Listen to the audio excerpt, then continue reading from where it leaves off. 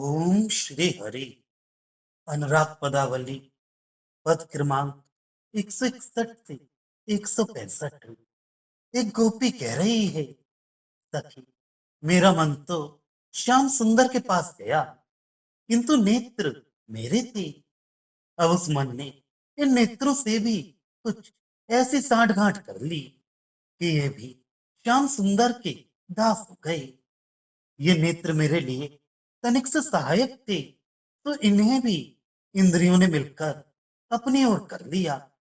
ये सभी एक एक कर चले गए। मुझसे किसी ने कुछ ना कहा, कुछ ना पूछा। श्याम सुंदर के प्रति आसक्त हो गए। जैसे गीली दीवार पर डालते फेंकते ही कंकड़ी उसमें गड़ जाती है।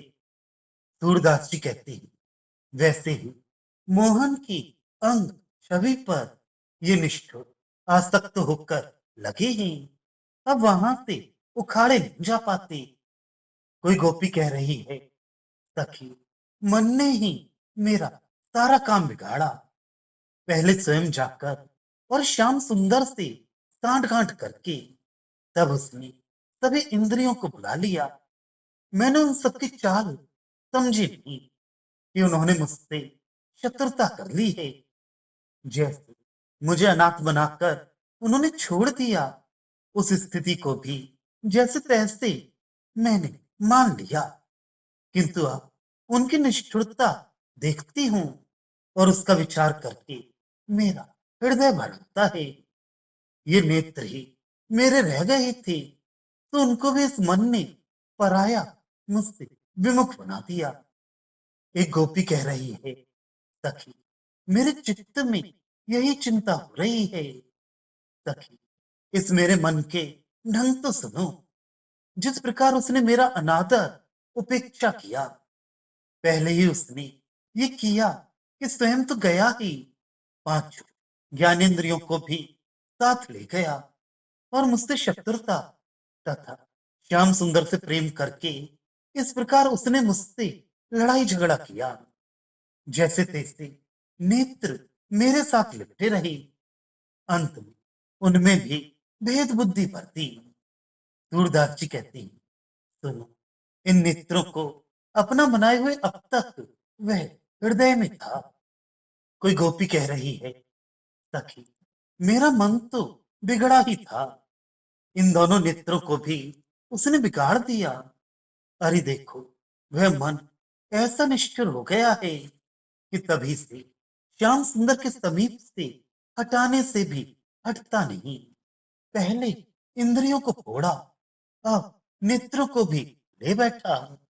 श्याम सुंदर से ही बहुत अधिक परच गया है।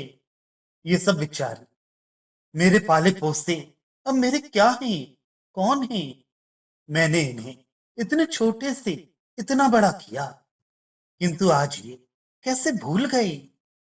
सूरदास जी कहते हैं, सुन जो अपना ही स्वार्थ देखने वाले हैं, वे स्वयं अपने द्वारा ही मारे गए हैं।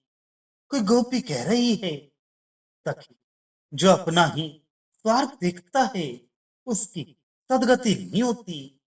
उन्हें विधाता ने क्यों उत्पन्न किया, ये सोचकर हम सब गोपियां पश्चाताप करती हैं।